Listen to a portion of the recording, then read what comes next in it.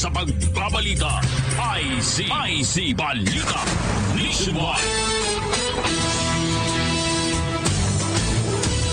Narito na ang headlines sa IC Balita Nationwide pang-umagang edisyon ngayon ay 10 ng Hunyo 2020, Miyerkules. Bilang ng mga kaso ng COVID-19 sa Pilipinas, sumampa na sa halos 23,000. Isang kumpanya sa China inaprubahan ng gobyerno bilang potential organization para sa clinical trials ng COVID-19. Metro Manila, posibleng manatili sa GCQ o General Enhanced Community Quarantine hanggang sa katapusan ng Hunyo ayon sa Malacanang. Bilang mga kumpanya nagsara dahil sa COVID-19 crisis, umabot na sa mahigit na 2,000. Desisyon ni Pangulong Duterte hinggil sa pagsasabata sa Anti-Terrorism Bill, inaantabayan na. At sa ibang dagat, Pangulo ng Burundi, patay matapos natakihin sa puso. IC Balita Nationwide. Magandang umaga sa kanilang reporter sa Engineer Winner Contina, mga katuwang sa News Center, social media, reportorial team sa Metro Manila sa Lalawigan. Kami ang inyong magiging tinig balita ko si Edwin Eusebio. At Ronnie Lakay Gonzalo. Detalye, nadagdagan pa ang bilang ng mga kumpirmadong kaso ng COVID-19 sa bansa. Batay sa pinakahuling datos ng Department of Health, hanggang kahapon, June 9, pumapalo na sa halos 23,000 o 22,900 at 72 ang tinamaan ng COVID-19 sa Pilipinas matapos maitara ang 518 bagong kaso ng naturang virus. Sa naturang bilang ng mga bagong kumpirmadong kaso, 280 ang fresh cases at 238 naman ang late cases. Sinasabi pa ng DOH, 6 pang nasawi kaya't 1,017 na ang death toll sa COVID-19, samantalang 79 naman ang gumaling sa nasabing virus kaya't pumapalo na sa 4,736 ang mga total recoveries. At samantala, 2 pang empleyado ng House of Representatives ang nagpositibo sa COVID-19. Ayon sa Kamara, mag-asawa ang bagong kaso kung saan ang isa naka-assign sa printing office, samantalang sa engineering office naman ang kanyang asawa. At tiniyak na Kamara na nagsasagawa na ng tinatawag na contact tracing sa mga nakasalamuhan ng mag-asawa na huli pumasok sa trabaho noong May 28. Samantala, 40 tauhan ng Department of Justice ang nag-positive naman sa COVID-19 gamit ang rapid test. Ayon ito kay Justice Secretary Bernardo Guevara, subalit isa sa ilalim pa sa confirmatory test sa mga nasabing COVID-19 positive employees. Dagdag ni Guevara, ang iba pang empleyado nilang papasok ngayong araw ay isa sa ilalim din sa rapid testing. Tuloy-tuloy din aniya ang pag-disinfect sa kanilang tanggapan at magpapasya kung sususpindihin ang kanilang trabaho kung kinakailangan. Ang DOJ mayroong 700 hanggang 750 mga empleyado. Nakatupong pamilya mula sa 32 healthcare workers na namatay dahil sa COVID-19 ang 1 milyong pisong kompensasyon mula sa gobyerno. Ay kay Health Secretary Maria Rosario Vergeire, patuloy silang makikipag-ugnayan sa pamilya ng 2 pang nasawing health workers ngayon sa Amerika at saka sa United Kingdom. At samantala nakatagal na rin ng 100,000 pisong benepisyo ang 19 na health workers na nahawaan ng COVID-19. Samantala, pinauwi na at pawang magagaling na ang mahigit 100 pasyente ng COVID-19 na nakwa-quarantine sa Ninoy Aquino Stadium. Ayon kay Angel Dayag, ang supervisor ng Philippine Sports Commission Security, nagpasalamat sila sa Panginoon na walang nasawing pasyente at napakagaling ng AFP medical doctors na tumutok sa may 123 mga pasyente. Matapos mapawi ang mga recovered patients, ipinabatid ng PSC ang kaagad na pag-disinfect at pag-repair sa Ninoy Aquino Stadium hanggang sa Biyernes. Samantala, mayroon pang 67 pasyente na nasa Rizal Memorial Coliseum at mayroon pang 34 na pasyente naman ang nasa multipurpose arena sa loob naman ng Phil Sports Complex. Dito yan sa Pasig City. Hindi pa ang sitwasyon ng COVID-19 o coronavirus disease sa buong mundo. Ito naman ang babala ng WHO Chief na si Tedros Ghebreyesus na bagamat gumaganda ang sitwasyon ng COVID-19 sa Europa, ay mas lumalala naman ito sa ibang panig ng mundo. At sinabi ni Ghebreyesus, hindi dapat na maging kampante ang mga otoridad sa pagbaba ng kaos ng COVID-19 sa lugar at dapat pa rin mahigpit na patupad ang mga tinatawag na health protocols. Batay sa pinahuling ulat ng WHO, nasa higit na 7 milyon na ang bilang ng kaso ng COVID-19 sa buong mundo, kung saan nasa higit na 4,000 na ang bilang ng mga namamatay. Alas 11:11 ang oras. Samantala, inaprobahan ng gobyerno ang isang kumpanya sa China bilang potential organization para sa clinic trials ng COVID-19 vaccine candidates sa Pilipinas. Tinukoy ng IATF ang Beijing-based Sinovac Biotech na nag-develop ng isa sa posibleng bakuna na sinusubukan na sa China. Kabilang sa iba pang collaborating organization para sa clinical trials, ang Adimune Corporation, Academia Sinica, Chinese Academy of Science, Guangzhou Institute of Biomedicine and Health, at Sinopharma Wuhan Institute of Biological Products and Beijing Institute. Idinagdag rin ng IATF ang Board of Investment bilang miyembro ng IATF Sub-Technical Working Group on Vaccine Development. At matagtang isa lang sa tinatawag na clinical trial ng gamot na Avigan. Ang 100 pasyente, pangalamin kung epektibo ito panlunas sa COVID-19. Ang Avigan ay kilala sa pangalang Favipiravir na gamot sa influenza, nagawa ng Japanese firm Fujifilm Holdings Corporation. Ay kay Pangulong Duterte na kipagugnayan ng Department of Health sa United Nations Office for Project Services para makakuha ng sapat na supply ng Avigan para sa 100 pasyente. Sa mantala, pinibigay alam din niya sa Kamara na nagsimula ng PGH, ang Philippine General Hospital, sa pag-enroll ng mga pasyente na nalalawak sa tinatawag na clinical trial para sa virgin coconut oil.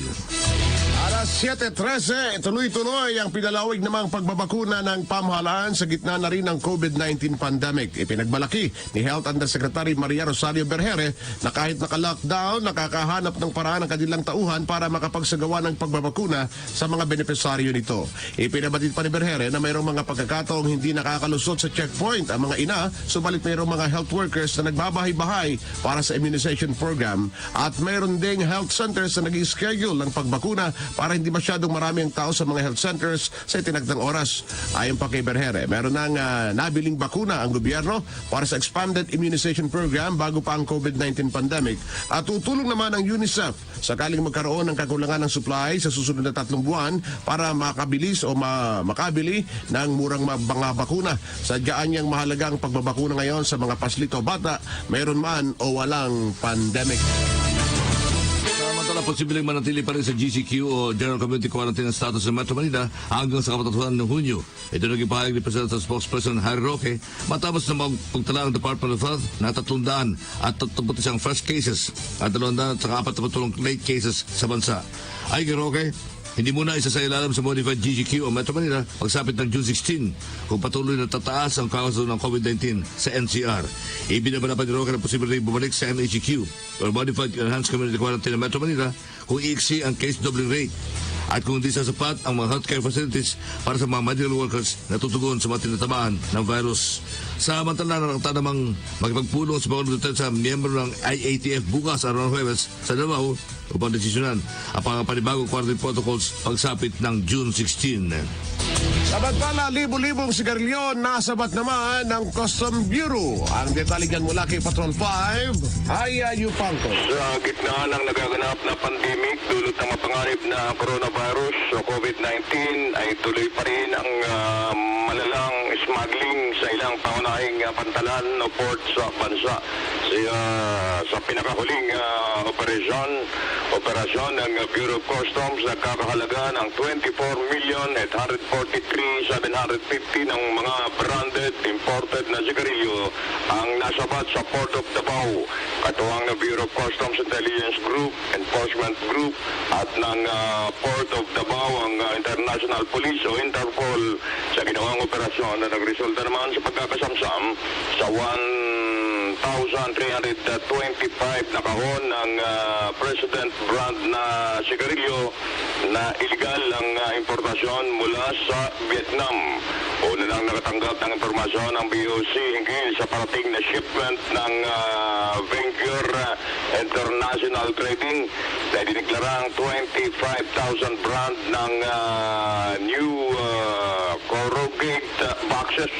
Ngunit nang siyasatin 1,100 na peraso ng kargamento at ang lahat ng laman ng 40-footer container van ay pawang mga mamahaling sigarilyo. Kaugnay dito, nagpalabas na ng warrant of seizure and detention o WSD si Port of Davao District Collector Attorney Erastus Sandino, Austria, laban sa trading shipment o itong nagpasok ng o illegal na nagpasok na sigarilyo. Kakasuhan din ang nasabing shipping company at lahat ng matutukoy na sangkot sa pagpapalabas na naturang kontrabando. It is Patrol number 5, IAU Pangko Tabulan, Simplemente del Lakas, DWIC. Philippine Standard Time, alas 7:17 ng umaga. IZ Balita. IZ Balita Nationwide. Narito na ang Filipino Mirror, ang unang tabloid sa negosyo. Nagtatampok ng mga eksklusibong balita at impormasyon ng pagtatagumpay sa negosyo. Ang tabloid na nagbibigay ng gabay at inspirasyon sa pag-unlad at pag-asenso. Filipino Mirror, naglalaman ng mga nagbabagang balita, napapanahong issue, may init na opinyon at komentaryo. Kaya bumili na, mag-subscribe at magbasa ng Filipino Mirror ng umasenso sa pagnenegosyo. Filipino Mirror, ang unang tabloid sa negosyo. I-extend ng Philippine National Bank ang waiver ng transfer fees para sa InstaPay at PesoNet hanggang June 11, 2020. Layunin nitong hikayatin ang mga customers na tangkilikin ang online at digital transactions. Sa new normal, pananatilihin ng PNB ang pangako na unang paglilingkuran ang mga customers. At PNB, you are first. COVID-19, ating linawin. Ano ba ang novel coronavirus? Ang novel coronavirus o COVID-19 ay isang bagong uri ng coronavirus na unang natagpuan sa Wuhan, China. Ang 2019 coronavirus ay nagdulot ng malalang pneumonia sa ilang tao sa China at kumalat na rin sa iba pang mga syudad at bansa kasama na ang Pilipinas. COVID-19, ating linawin, isang paglilingkod bayan ng DWIC 882.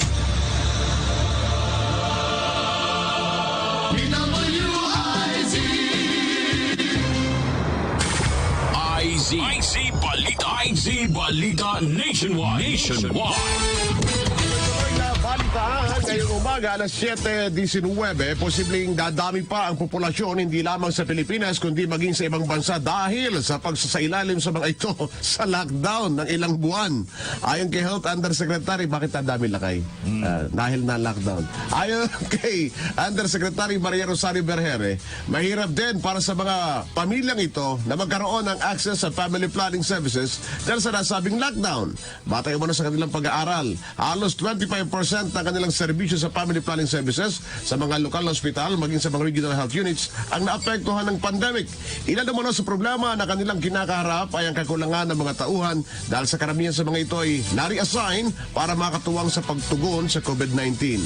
Nariyan din ang kawalan naman ng mobility o masasakyan dahil sa lockdown at kailangang mag-obserba ng physical distancing sa mga health centers. Kaya ganun. Ano pag maagang natuloy yung mga bata? Oo nga eh. Samantala naman muli pinaalala ng JTF o Joint Task Force COVID Shield sa publiko na sundin pa rin ang may nilatag na panuntunan sa kabila ng mas maluwag na seguridad. Ay kay JTF COVID-19 Shield Commander Police Lieutenant General Guillermo Elazar, marami na kasing lumalabas ng kalimatahanan dala inip sa pinatutupad ng community quarantine. Anya, malaki posibilidad na mapabayaan ng publiko kanilang masarili ngayon nagluwag na ang seguridad kung kahit malaki ang tsansa na kumalat pa ang lalo ang COVID-19. Dahil dito pinapayaw ni Elazar ang publiko na sundin pa rin ang mga safety protocols ganyan lamang ang palaya pagsusunod ng face mask, pagsunod sa physical distancing at pagpapanatili ng kalinisan sa katawan at kapaligiran. Samantala, kasabihan ng mas pinalawag na seguridad, tinya pa rin ni Elazar na kanaaral pa rin ang hanay na pulisya sa pagganap ng kanilang mga tungkulin.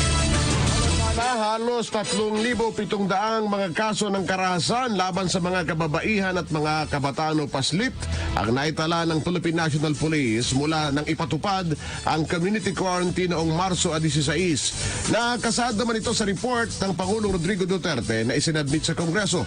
Batay sa ulat ng Pangulo, halos 2,000 sa naturang bilang ang naitalang karahasan laban sa mga kababaihan, samantalang mahigit 1,700 kaso naman ang sa mga bata. Tiniyak ng Pangulo sa Kongreso na tuloy-tuloy ang pagpapatupad sa Violence Against Women Referral System, isang mekanismo para patuloy na ma-monitor at mabawasan ng gender-based violence.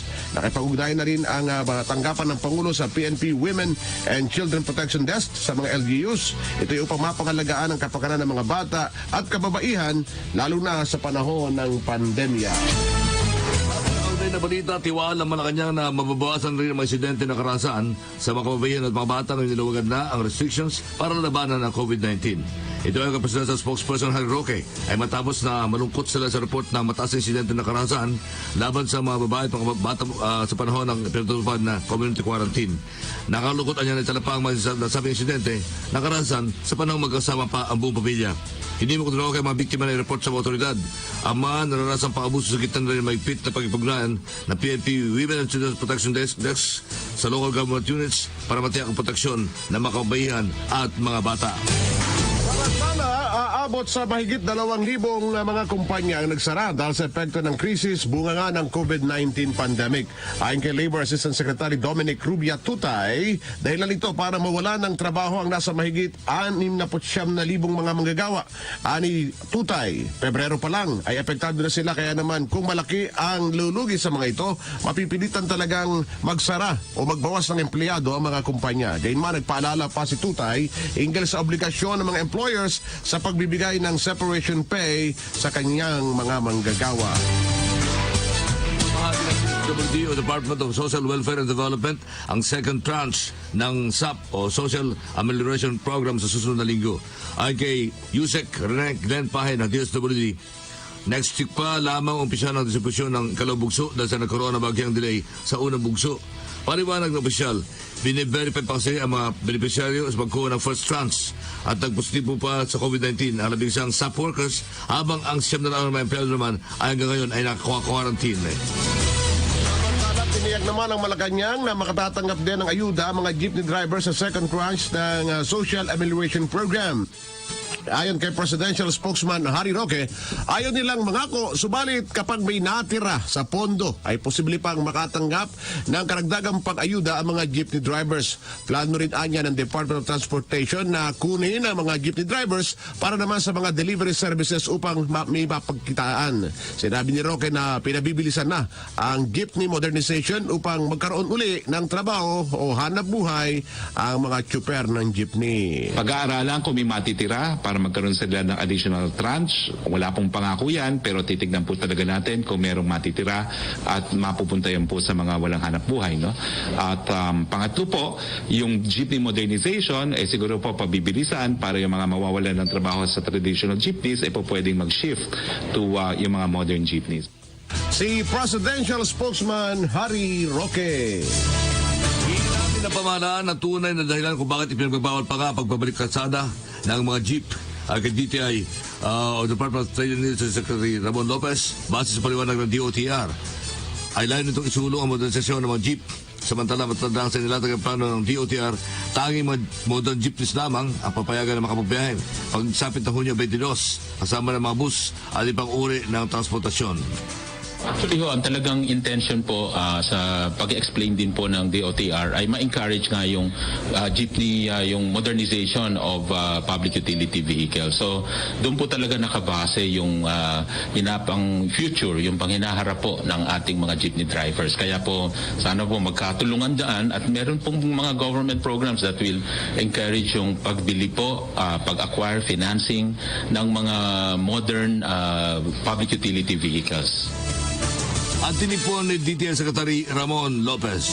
Sa kabilang dako, maaari nang mamasada ang mga jeep at UB Express sa oras na magsimula ng ikalawang phase sa pagbabalik ng mass transport sa Hunyo 22. June 22 po ito yung ikaapat na Lunes ng kasalukuyang buwan.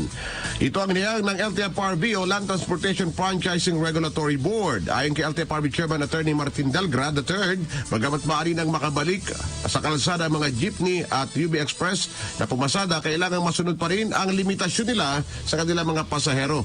Ani Delgrad, mahalagang masunod ang physical distancing, alinsunod na rin sa rekomendasyon ng Department of Health. Sa ngayon, nasa phase 1 pa ang Metro Metro Manila kung saan mga tren, augmentation buses, taxi, TNBS, shuttle service at P2P ang pinapayagan lamang makabiyahe. Pinatalayan na rin ang Korte ang 72 taong gulang na kabilang sa kategoryang Piston 6. Ipinabatid na Attorney VJ Topacio, abogado ni Elmer Cordero na ipinagutos na ng Caloocan City Metropolitan Trial Court Branch 51 matapos magpiyasa sila ng 10,000 piso dahil sa kasong estafa. Sinabi ni Topacio na nakalaya naman kahapon si Wilson Ramilla, 43 taong gulang na harap naman sa kasong carnapping na pababa naman sa qualified theft ng kanyang kaso at napagsilbihan na rin ang kanyang sentensya. At pagulit ang 4 sa Piston 6 na nakalaya noong Lunes matapos na magpiyansa ng tig 3,000 piso. Samantala, magbubukas pa ng dagdag na 2 ruta ng bus sa pagitan ng Metro Manila at kalapit na mga probinsya ang Department of Transportation. Ito'y habang unti-unting ibinabalik ang operasyon ng mga public transport o pampublikong sasakyan. Ayon sa LTFRB, inaasahan ngayong araw ay bubuksan na ang Route 2 o Monumento patungong PITX at Route 29 o PITEX patungong General Mariano Alvarez. Una nang nakapagbukas ng 15 ruta ng bus ang DOTR matapos isa ilalim sa General Community Quarantine ng Metro Manila simula noong 1 ng Hunyo. Una nang itinagda ng DOTR ang Phase 1 mula June 1 hanggang 21 kung saan tanging tren, augmentation buses, taxis, TNBS, shuttle services, P2P buses at mga bisikleta ang pinapayagang makabiyahe sa limitadong kapasidad. Nakasaad naman sa Phase 2 mula June 22 hanggang 30 kung kailan ang public utility buses, modern PUB o jeepney at UB Express ay bibigyan na ng go signal na makapag-operate sa limitadong kapasidad. Umarakado ng super flights ng Philippine Airlines na nag-uwi ng mga standard na pasahero sa kanilang mga probinsya. Ang Cielo Villaluna, spokesperson ng PAL, asama rin sa tinatawag na super flights. Ang mga dayuhan na matagal ding na-stranded dahil sa COVID pandemic.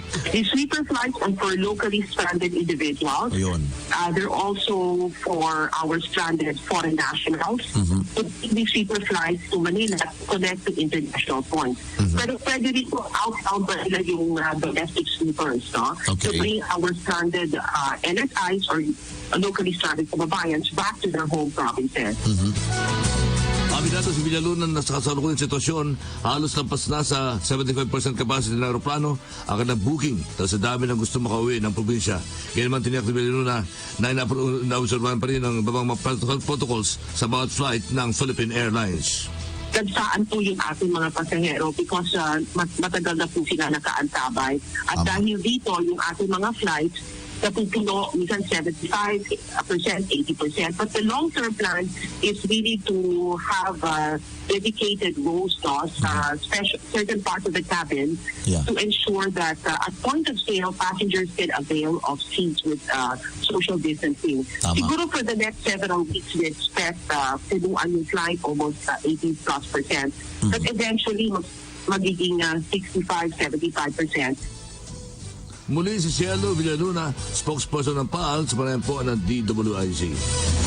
Kakabilang dago nagsimula ng magbawas naman ng mga piloto at cabin crew ang Emirates Airline dahil sa epekto raw ng COVID-19 crisis. Batay sa ulat, nasa 600 mga piloto at 6,500 cabin crew ang inaabisuhan na ng airlines na mawawalan sila ng trabaho. Ayon sa pamunuan ng Emirates, isang napakahirap na desisyon ito para sa kanila. Ngunit hindi maiwasan dahil sa kinakaharap ngayong pandemya.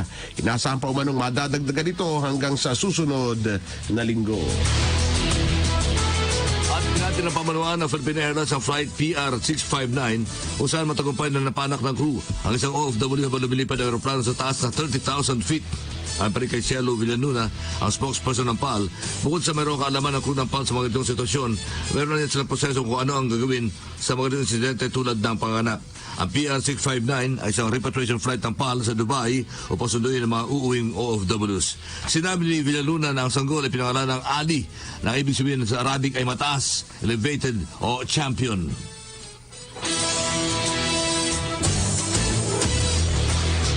Alright, meron po tayong cabin crew members from flight PR659 Dubai Manila who were actually registered nurses.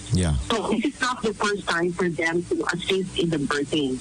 So top of our cabin crew are actually professional nurses before becoming cabin crew members. Meron po tayong arrangement with NetAir, no? NetAir is a service whereby they can be called anytime during the flight for assistance and guidance. Muli ang pahay po ni Cielo Villaluna, spokesperson ng PAAL sa panayam po ng DWIZ. Mga karagdagang pang mga ulat, malalaki pang balita ang ihahatid namin sa iyo pagbabalik. Samantala, Philippine Standard Time, alas 7:31 ng umaga. Ang time check na ito ay hatid sa inyo ng Eternal Plans. Your future is our concern. IZ Balita. IZ Balita Nationwide.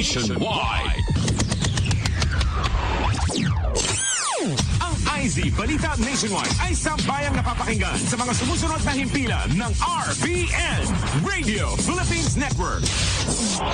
DZRL Batak, DZKI Iriga, DYKB Bacolod, DYKC Cebu, DXKS Surigao, DXKO Cagayan de Oro, DXXX Zamboanga, DXKD Dipolo, DXKD Davao, DXDX General Santos. Mas pinalawak na pagbabalita, IZ Balita Nationwide. Patuloy na naglilingkod sa bayan. Mas todong pagbabalita. Mas todong pagseserbisyo publiko. Ito ang DWIZ 882. Mas todong lakas, mas pinakinggan ng buong bansa. Palakasin ang resistensya para iwas-iwas sa sakit with proper diet and exercise. Salamat po sa lahat ng pagsasakripisyo at pagiging haligi ng tahanan. Ang inyong katatagan, ang aming inspirasyon para gawing maayos ang aming buhay. Dakila ang inyong pag-ibig at kami ay lubos na nagpapasalamat sa lahat ng mga tatay. Salamat sa pagtuturo sa amin kung paano harapin ang buhay ng buong tapang. Happy Father's Day po mula sa amin, Sarah Geronimo At Daddy Dentin. at ng MX3. DWIZ 882. Maririnig saan man panig ng daigdig. Mag-livestream lamang sa www.dwiz882am.com o i-download ang official DWIZ 882 app sa Apple Store at sa Google Play Store. DWIZ 882. Mapapakinggan worldwide. Ang may plano sa buhay, may mararating na ginhawa. Mag-eternal plans ka ngayon. COVID-19, ating linawin. Ano-ano ba ang komplikasyon dulot ng novel coronavirus? Ang mga karaniwang sintomas ng COVID-19 ay ang mga sumusunod: lagnat, ubot-sipon, hirap at pagsisikip ng paghinga at iba pang problema sa daluyan ng hangin. COVID-19, ating linawin. Isang paglilingkod bayan ng DWIZ 882.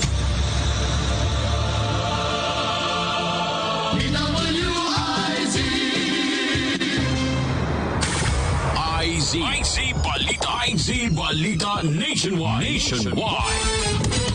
Alas 7:35 na umaga, tuloy-tuloy ang balitaan. Kami pa rin po yung mga tinig balita ko si Edwin Eusebio. At Ronnie Lakay Gonzalo. Sa mga karagdagang pangulat, Department of Justice at NBI hinimok na i-crackdown ang mga nasa likod naman ng fake or dummy FB account. Detalye yan mula kay Patrol 19, Sally Ortega Bueno. Mapaparusahan ang mga nasa likod ng mga fake o dummy fake accounts at hindi na mga nagkakalat ng fake news dahil isa itong paglabag sa batas. Ito ang babala ni Senator Bongo. Ayon sa Senador, sisiguraduhin nila na mapanagot ang mga gumagawa ng kalokohan sa Facebook at iba pang social media platforms. Giit ni Senator Go, dapat na manatiling ligtas ang cyberspace para sa pakikipagkomunikasyon at pakikipagpalitan ng pananaw. Hindi anya dapat makonsinti ang mga gumagamit sa social media para iligaw at lokohin ang publiko para magpakalat ng fake news at gumawa ng mga manomalya aktibidad, lalo na sa panahong ito na nahaharap ang bansa sa krisis. Sinuportahan ni Senator Go ang pasya ng Department of Justice na imbestigahan sa tulong ng National Bureau of Investigation at Philippine National Police ang mga posibleng kaso ng cybercrime na nangyayari sa ngayon. Ito sa Patrol 19, Cell Ortega Bueno, nagulat sa impilang metodong lakas sa DWIZ. Ni Pangulo Duterte posibleng gawin sa pamagitan ng tinatawag na blended SONA. Report ng ating Patrol 17, Jopel Pelayo. Pinaghandaan na ng Palasyo ng Malacanang ang darating na ika-4 na State of the Nation Address o SONA ni Pangulong Rodrigo Duterte. Ayon kay Presidential Spokesperson Attorney Harry Roque, sa ngayon ongoing o tinatalakay na ng Palasyo ang magiging setup sa SONA ng Pangulo sa susunod na buwan o sa buwan ng Hulyo. Payag ni Roque, dalawang bagay lamang ang pinagpipilian ngayong mananatili pa rin ang banta ng COVID-19. Ito ay kung gagawin ba ng Pangulo ang kanyang ika-4 na pag-uulat sa bayan sa pamamagitan ng teleconferencing o kaya ay manatili pa rin sa traditional SONA rights. Pero sinabi ni Roque na kung mayroon namang blended learning, hindi rin aniya malayong magkaroon din ng blended SONA. Ito si Patrol 17 Chopel Pileño nag-uulat para sa impilang may Toro Lakas, PWIZ. Alas 7:37, kinagulat naman ni Defense Secretary Delphine Lorenzana ang natanggap niyang text message matapos bumisita sa Pag-asa Island sa West Philippine Sea kahapon. Ayon sa kalihim ng tanggulan, pagtungtong pa lang niya kasama ang kanyang mga delegado ay nakatanggap na sila ng mensaheng "Welcome to Vietnam" mula sa isang telecommunication company. Ang Pag-asa Island ay bahagi ng pinagtatalunang teritoryo sa West Philippine Sea na inaangkin ng China. Samantala nagtungo si Secretary Lorenzana kasama ang iba pang opisyal ng Armed Forces sa Pag-asa Island para sa inaugurasyon ng beach ramp na isla na pinondohan naman ng DND sa halagang 267.18 million pesos. Reporter naman ng ABS-CBN, naman tinanggap niya. Welcome to China. Ganun? Ganun din. Oh. Automatic? Oo. Pero ito magkakaroon ng bago na balita sa Philippine Sea. Pag-asa. Magkakaroon ng stasyon ng radyo. Wow. Sa Pag-asa Island, sa West Philippine Sea. Ito po ang pahayag ni Defense Secretary Delphine Lorenzana kung saan lalo na ito tayong radio station na makatunos mag-broadcast ng ulat panahon para sa mga isdang naglalayag sa karagatan at ibang impormasyon makatunos sa lokal na komunidad. Maliban po mula sa radio station, magkaroon din ng sariling cell site ang Pag-asa matapos na makasagap ng signal sa cellphone si Lorenzana mula sa Vietnamese Telecoms Company habang nasa island. Ano yung community radio? Mahirap yun, ano? Ang listener mo dyan, Chinese. Samantala, binuksan na ang bagong daungan ng mga barko sa Pag-asa Island sa West Philippine Sea. Sa pamamagitan ng isang seremonya, pinasaynayaan ng pier na pinangunahan ng matataas na opisyal ng Department of National Defense at Armed Forces of the Philippines. Samantala, makikita sa nasabing seremonya ang mga nakapaligid na pinaniniwalang kasapi naman ng Chinese Maritime Militia. Ginunita nga ang Filipino-Chinese Friendship Day kahapon, June 9. Ito sa kabila ng kontrobersiya sa galo sa pagitan ng dalawang bansa dahil sa pinagagawang mga teritoryo. Ayon kay DFA Secretary Teodoro Locsin Jr., mas umusbong pa ang relasyon ng dalawang bansa sa mga nagdaang taon, lalo na't nung umupo bilang presidente si Pangulong Rodrigo Duterte. Anya, naniniwala ang dalawang bansa na mayroon pang dapat ipagdiwang sa nasabing araw. Nabubuo naman at magpapatibay sa relasyon ng China at ang Pilipinas. Pinupirma ng Malacanang na tatanggap na nito ang enrolled copy ng anti-terrorism bill na nilagdaan nga ng dalawang kapulungan ng Kongreso. Ayon kay Presidential Spokesperson Harry Roque, mayroong 30 araw ang Pangulo upang i-review o irepaso ang anti-terrorism bill at kapag hindi ito nilagdaan ay otomatikong magiging ganap na itong batas. Gayunman, tiniyak ng Malacanang sa publiko na bubusisiing maigi ng Pangulong Duterte ang anti-terrorism bill na niratipikahan ng Kongreso. Anang tagapagsalita ng Pangulo, oras na may makita ang Presidente na probisyon sa naturang panukala na labag sa saligang batas, tiyak na gagamitin ito ang veto power. Bumalas na nga sa co-authorship ng anti-terrorism bill ang 15 kongresista mula sa 71 ay 56 na lamang ngayon ang co-authors na naturang panukala.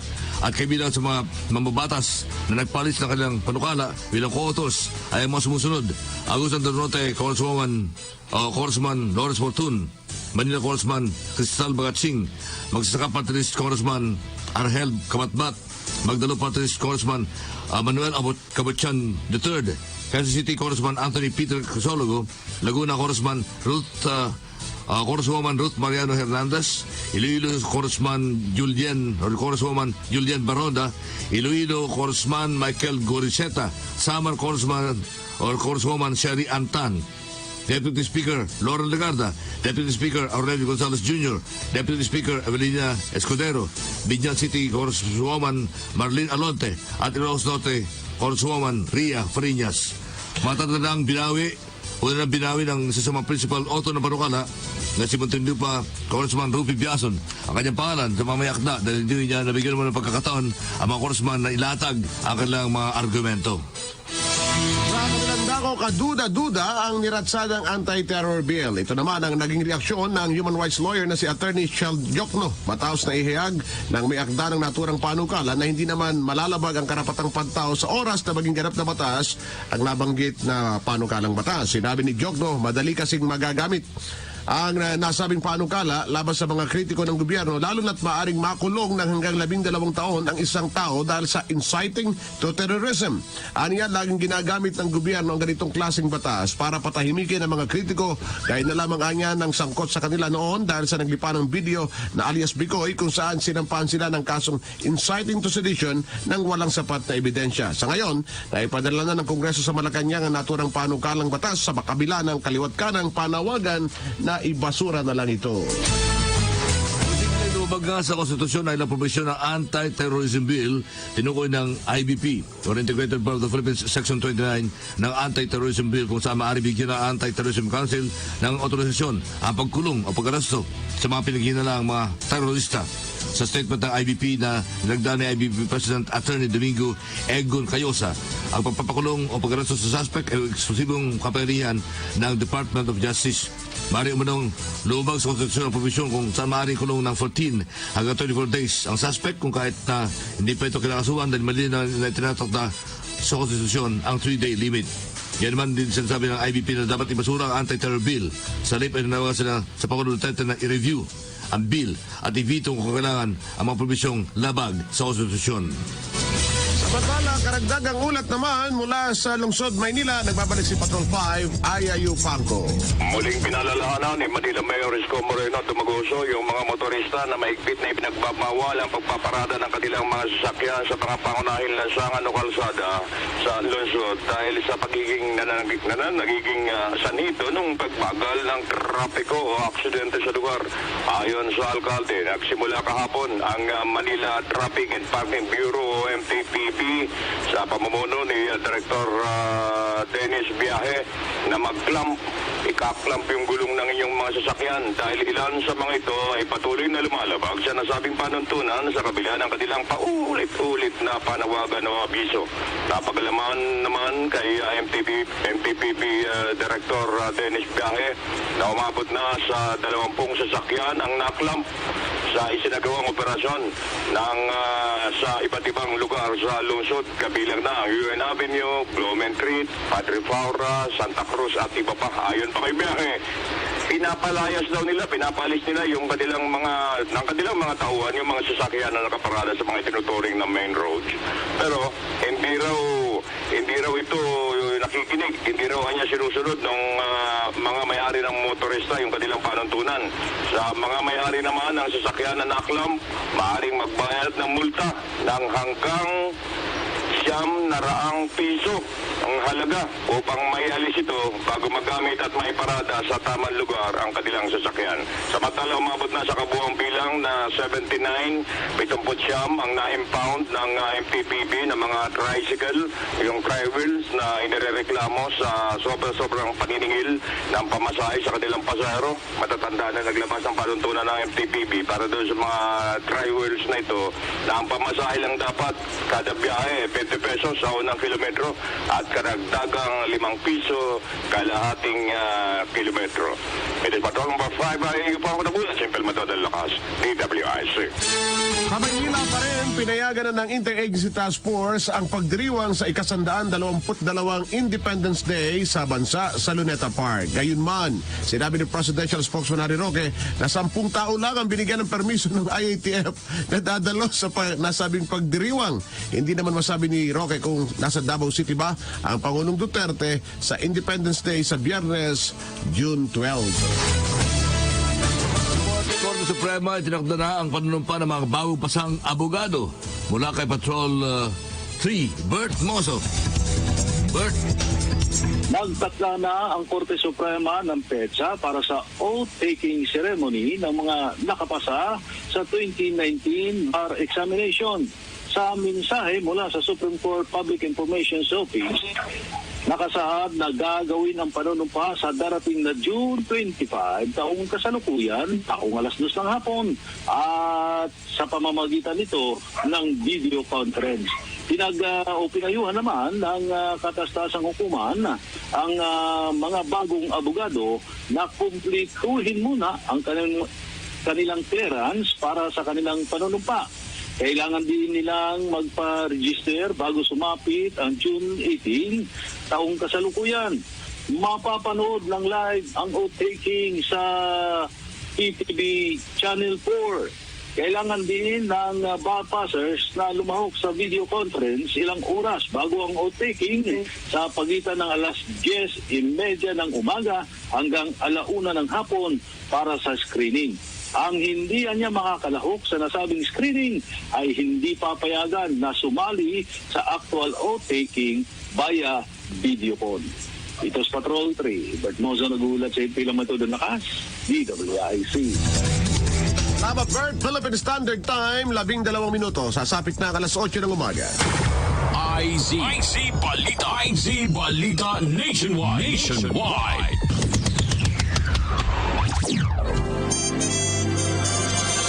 Explore the wonderful beaches and places in Palawan with City State Asturias Hotel. At City State Asturias Hotel, we assist you to make your stay truly one of the best adventure. Enjoy the famous underground river and go on the Honda Bay Island hopping tour. What about having a wonderful dinner buffet surrounded by fireflies? Or check in at the famous Crocodile Farm. At City State Asturias Hotel, we bring you the wonders of Palawan. Call us at 251-5983 or check us at our Facebook page, City State Asturias Hotel Palawan. Let us help you make your Palawan adventure one of the best. Karambola nationwide na! Napapakinggan na sa iba't ibang bahagi ng bansa ang programang siksik sa matalino at makabuluhang talakayan sa 89.5 Home Radio Tacloban, 89.3 DWIZ Dagupan, 94.3 DWIZ Palawan, 106.7 Home Radio Cebu, 98.7 Home Radio News FM Davao, 92.3 Home Radio Legazpi, 93.5 Home Radio Cagayan de Oro, 98.3 Home Radio General Santos, 89.5 Home Radio Iloilo, at sa 95.1 Home Radio Naga. Pakinggan ang Karambola kasama ang mga host ng programa na sina Conrad Banal, Jonathan De La Cruz, Attorney Trixie Cruz Angeles, and RJ Nieto, aka Thinking Pinoy. Karambola nationwide na!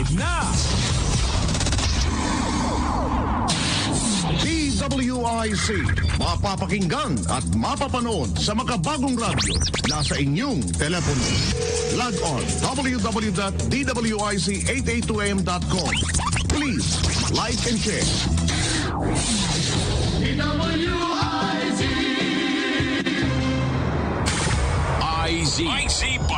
IZ Balita Nationwide.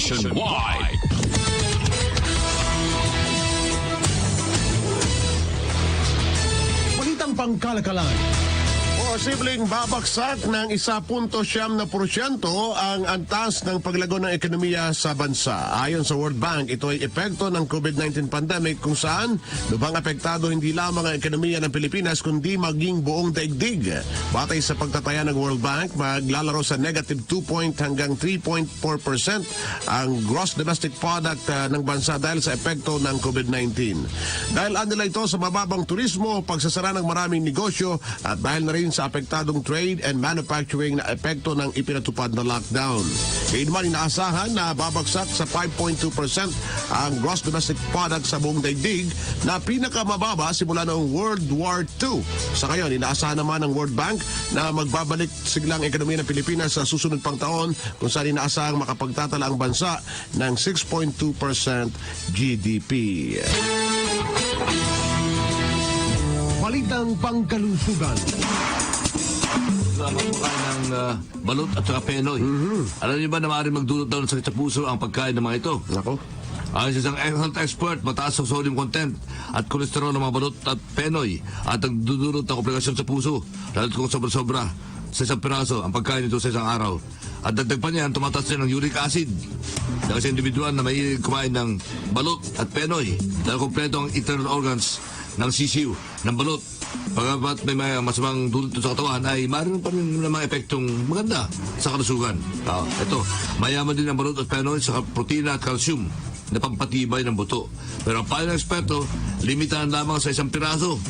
Ang pagkain naman ito, dahil sa lahat ng sobra, ay nakasasama. Hindi lang internal organs yan, pati balahibo, kuko, ng itik, kasama dyan eh. Balita sa labas ng bansa. Namatay na ang Pangulo ng Burundi sa East Africa na si President Pierre Nkurunziza. Sa edad na 55 anyos, may bata. Ayon sa inilabas na pahayag ng pamahalaan ng Burundi, sinugod pa sa ospital noong Sabado ang kanilang Pangulo dahil sa panghihina at pagdating ng Lunes, inatake naman ito sa puso. Sinusubukan pa umanong mailigtas si Nkurunziza, ngunit sila ay nabigo. Si Nkurunziza ay naging Pangulo ng Burundi sa loob ng 15 taon at nakataknasa ng bababa na sa pwesto sa susunod na buwan ng Agosto. Paano maranasan ang matinding pagbaha sa Hassanabad, Pakistan? Ito dahil sa nakikita pagtunaw ng yelo sa nasabing lugar. Batay sa ulat noong nakarang taon, napansin ng mga residente ang mabilis na pagkakat ng tubig sa lawa. At kung nagpapatuloy mo na sa ganito kabilis na matunaw ng yelo, lalo lubang mapanganib sa milyon-milyong residente dahil sa posibleng makapromensyal ng baha na ito ay nagdudulot ng pagkatunaw ng yelo.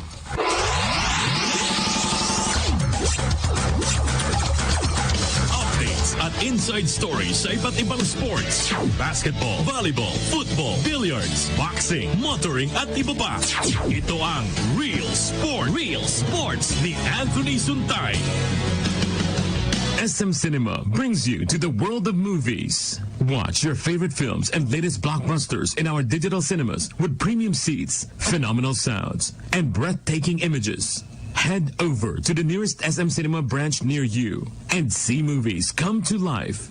Buy your tickets at www.smcinema.com or download the SM Cinema app now. Ang ating Sports Authority si Anthony Suntay may update sa PBA. Ano nga ba mangyayari dyan? May mga ulat na mag-aalisan yung ilang koponan ng team. Anthony, good morning! Good morning. Alam mo yung balita na lumalabas, sabi doon nila, yung kupunan ng Alaska ay aalis daw.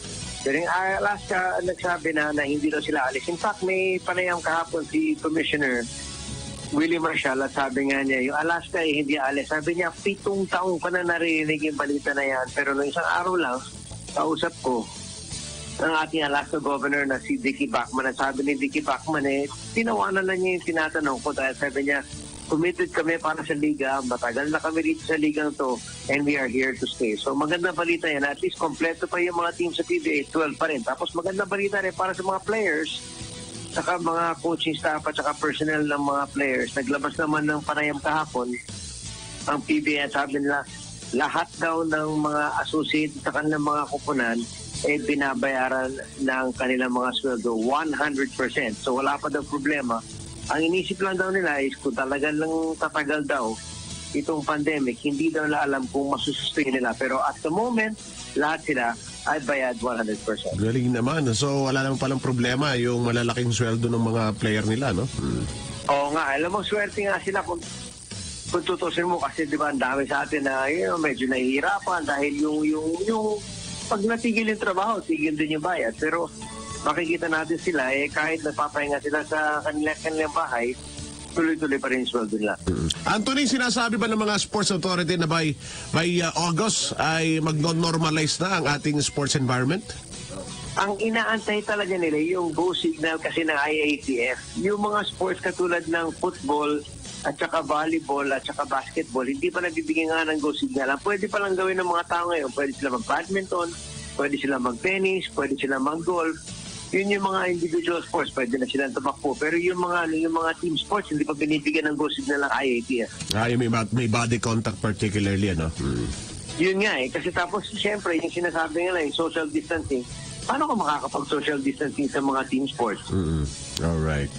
So, malungkot man, pero we're keeping hope para kahit pa paano mabuhay natin ang ating turismo at the same time ang ating sports. Anthony, thank you. Okay, have a good day, everybody. Para sa Real Sports, ito po, si Anthony Sunday. Noel Cabangon po para sa Photon. Nagsasabing anumang biyahe ng buhay, basta't may kagapay, kayang-kaya. Kahit saan pa mapunta, ginhawa'y dala, kinabukas ay masaya. Kasama mo ako'y mangangarap, ba't tayong nalilipad? Dahil lang maglakbay ng may kaagapay sa biyahe ng buhay ay kayang-kaya. Kayang-kaya. Kayang-kaya. Iba't ibang biyahe, iisang patutunguhan. Photon. Real Sports ni Anthony Suntay sa DWIZ 882. At bago kami magpaalam ni Lakay, obituary. Kami malungkot ni Sir Lakay sapagkat yung isa sa aming malapit na kaibigan, si Ate Esther Gallardo ay iniwan na ho tayo, ang aming mga kasama sa pamamahayag. Lifetime member yan ng National Press Club. Oo. Ang ating laging kabiruan, si Ate Esther, nauna na. Pag talagang atake sa puso, ay ingat ho tayo. No? Yes. So, mga kaibigan, sumay nga sa pang-edisyon ng IC Balita Nationwide dito sa DWIC. May todong lakas. Balitang sigurado. Tapat na serbisyo. Komentaryo numero 1. Sa kalan po ni Engineer Winner Contino ng ating mga nakatuwang sa News Center, social media, reportorial team sa Metro Manila at sa Lalawigan, kami ang inyong mga naging tagapagbalita. Ako po si Edwin Eusebio. Hanggang bukas, Rolly Lakay Gonzalo po. Susunod na ang karambola sa DWIZ. IZ Balita. IZ Balita Nationwide.